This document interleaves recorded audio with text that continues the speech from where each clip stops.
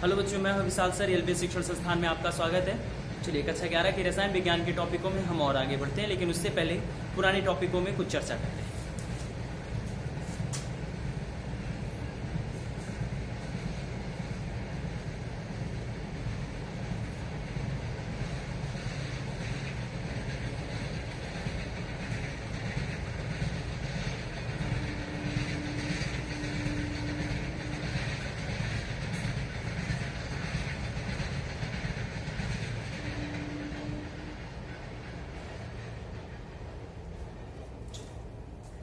तो कक्षा 11 के रसायन विज्ञान के टॉपिकों में हमारा जो क्रम चल रहा था वो चल रहा था कैथोड किरणें तथा इलेक्ट्रॉन का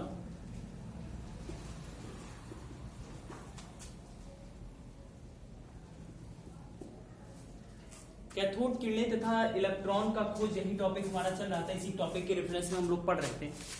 तो मैंने बताया था कि इलेक्ट्रॉन की खोज कैथोड किरणों की खोज कैसे हुई थी।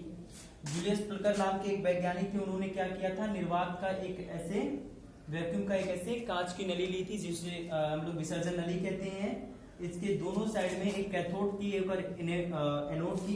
ये हमारी कैथोड की प्लेट थी और ये हमारी एनोड की प्लेट थी। ठीक, कैथोड का मतलब होता है ऋण इलेक्ट्रोड, एनोड का मतलब होता है धन इलेक्ट्रोड। ठीक है, से लेकर के ये हमारा निर्वात पंप था, मतलब यहां से कोई भी कण अंदर ना जा पाए, निर्वात बना रहे। और इस कैथोड तथा एनोड को इन्होंने एक हाई वोल्टेज सोर्स से जोड़ दिया था। ठीक, तो जब इस विसर्जन नली में इन्होंने वैद्युत धारा प्रवाहित की तो इन्होंने ये देखा कि इस नली में वैद्युत धारा के प्रवाहित करने से ये जो कैथोड किरणें, यहां से कुछ किरणें निकल रही थी जो कि अदृश्य थी। ये निकलने वाली जो किरणें थी ये अदृश्य थी। और जो एनोड की प्लेट है, इस एनोड की प्लेट के पीछे वाला जो कांच का सतह है, इस कांच की सतह पर हरे रंग का प्रतिदीप्त उत्पन्न कर रही थी। तो इन किरणों को कहा गया कैथोड किरणें। इन किरणों को क्या कहा गया, कैथोड किरणें कहा गया। ठीक है, तो कैथोड किरणों के विषय में और अधिक जानकारी प्राप्त करने के लिए हमारे जो और वैज्ञानिक थे, जैसे जे टॉमसन साहब या विलियम साहब, तो इन्होंने क्या किया कि इसी एक्सपेरिमेंट को थोड़ा सा और अलग अलग तरीकों से किया। जैसे ये एक्सपेरिमेंट, कैथोड किरणों का जो ये एक्सपेरिमेंट था, इस एक्सपेरिमेंट को निर्वात में किया गया था। तो जो हमारे जे टॉमसन साहब थे और जे टॉमसन के साथ जो विलियम क्रुक्स ने और जे टॉमसन साहब ने इसी एक्सपेरिमेंट को अलग अलग गैसों के माध्यम में तथा अलग अलग धातुओं से बनी कैथोड की प्लेटों को रखा। तो इन्होंने हर एक परिस्थिति में ये देखा कि जो कैथोड किरणें निकल रही हैं ये एक ही प्रकार के गुण को रिप्रेजेंट कर रही हैं। ठीक है, तो कैथोड किरणों के कुछ निम्नलिखित गुण हैं। जैसे पहला नंबर कि कैथोड किरणें सीधे मार्ग में चलती या सीधी चलती। ठीक है, जो कैथोड किरणें होती हैं ये सीधी चलती हैं। कैसे ज्ञात हुआ हमको कि कैथोड किरणें जो होती हैं सीधी चलती हैं? देखिए, इसके एक्सपेरिमेंट के लिए क्या किया गया था, जो हमारा विसर्जन नली था, इस विसर्जन नली में यहां पे हमारा रखा गया एनोड का प्लेट और यहां पे एक क्रॉस सिंबल रख दिया गया और यहां रखा गया हमारा कैथोड का प्लेट और इसको संबंधित कर दिया गया हाई वोल्टेज वाले स्रोत से।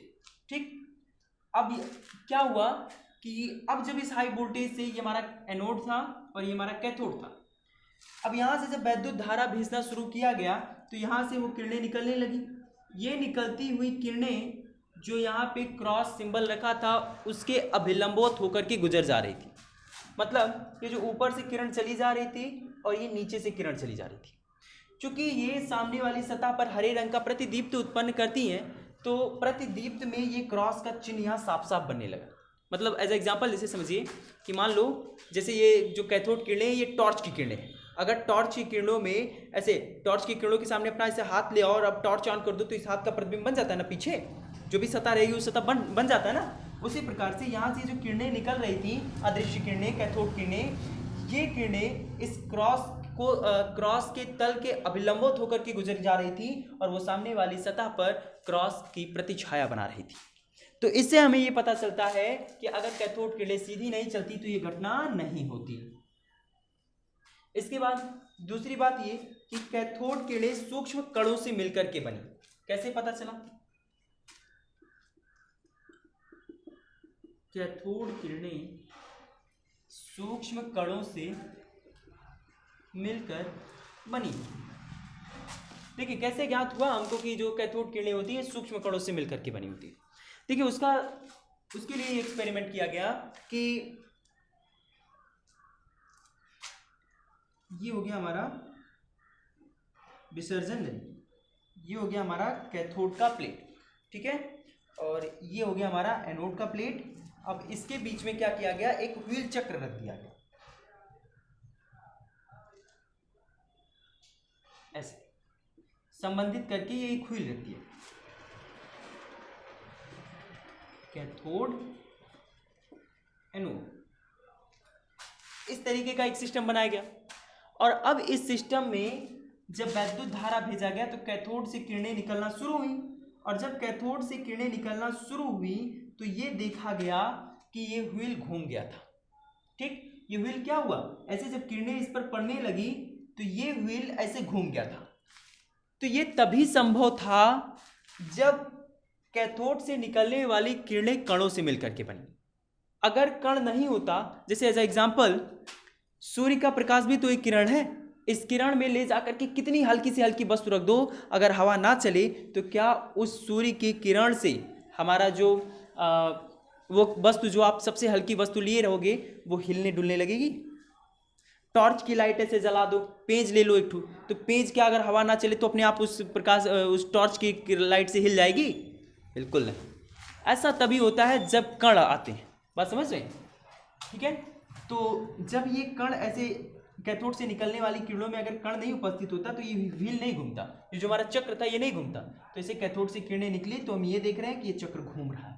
तो यहां से ज्ञात हुआ कि कैथोड जो है, कैथोड किरणें ये छोटी छोटी कणों से मिलकर के बनी हुई है। इसके बाद इसके अगली कुछ गुणधर्म,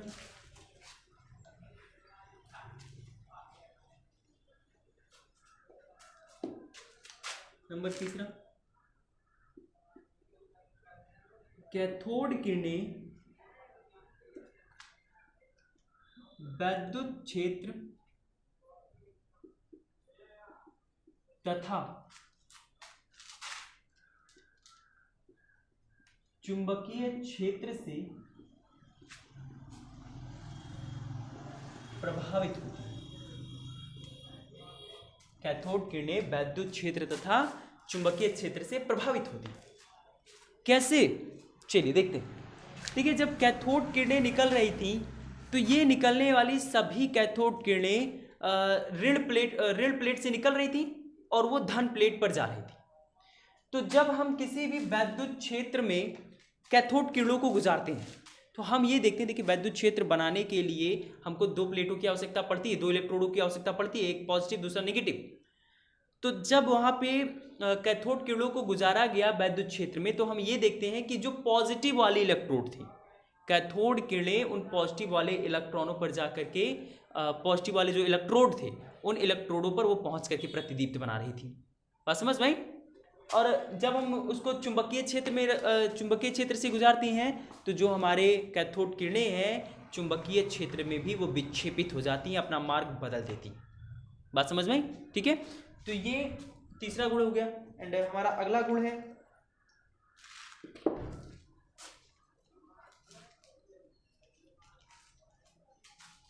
जो कैथोड किरणें होती हैं, चौथे नंबर का जो प्रॉपर्टी है, कैथोड किरणें सतहों पर प्रतिदीप्त उत्पन्न करती हैं।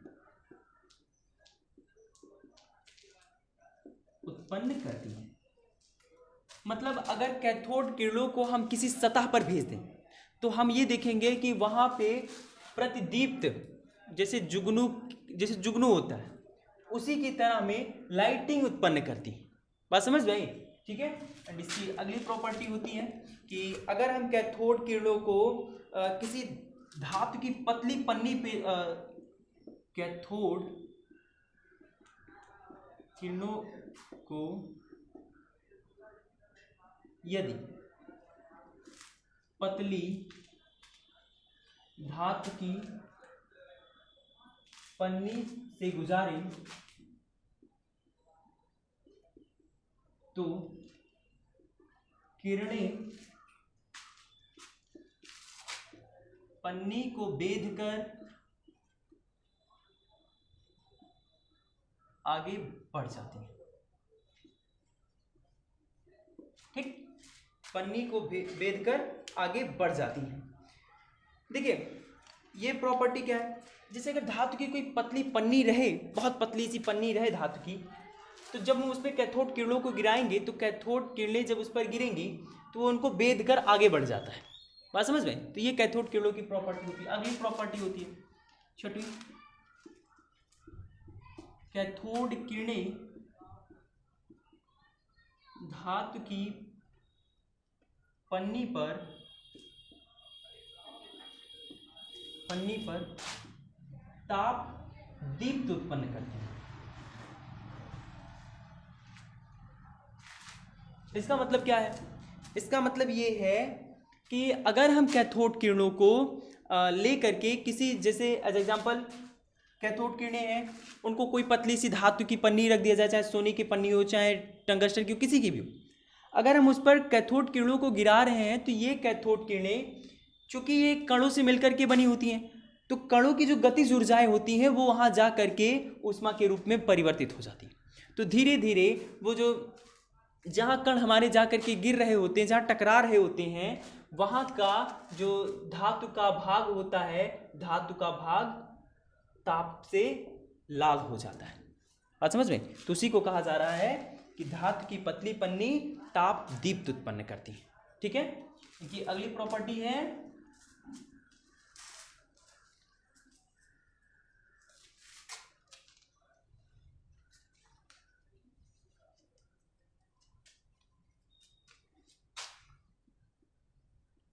कैथोड किरणें यक्स किरणें उत्पन्न करती हैं।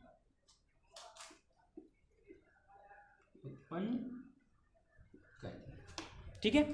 कैथोड किरणें क्या करती हैं? यक्स किरणें उत्पन्न करती हैं। बात समझ में?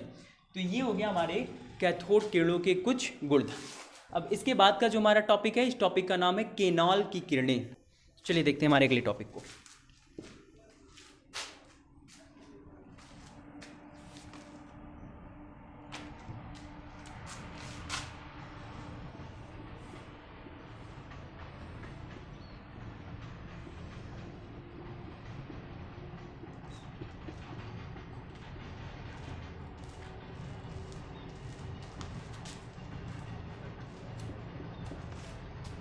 केनाल किरणें तथा प्रोटॉन की खोज।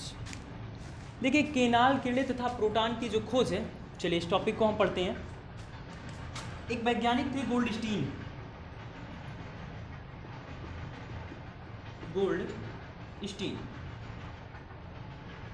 वो जूलियस प्लकर के इसी एक्सपेरिमेंट को कुछ अलग तरीके से कर रहे थे। जैसे वो इस बार क्या कर रहे थे कि एक कम दाब वाली गैस को इन्होंने एक गैस को इन्होंने इस विसर्जन नली में भरा और इस गैस का जो दाब था ये कम था। तो कम दाब में एक छिद्रित इन्होंने कैथोड का प्लेट लिया, मतलब ऐसे वो डॉटेड लाइन से बने हुए। इस कैथोड की प्लेट को लिया और ये इन्होंने एनोड की प्लेट को लिया।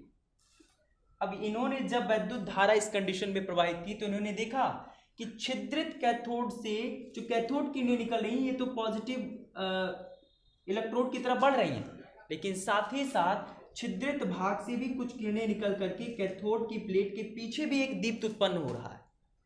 तो यहां से निकलने वाली किरणों को गोल्डस्टीन ने केनाल किरणें कहा। बात समझ में आई? क्या कहा? केनाल कीड़े कहा। ठीक है, तो गोल्डस्टीन साहब ने केनाल कीड़ों की खोज की। आगे उसके बाद केनाल कीड़ों के लिए और भी एक्सपेरिमेंट किए गए, तो उन एक्सपेरिमेंट्स को कल पढ़ते हैं, उनसे निकलने वाले रिजल्ट्स को कल पढ़ते हैं। आज के लिए बस इतना ही।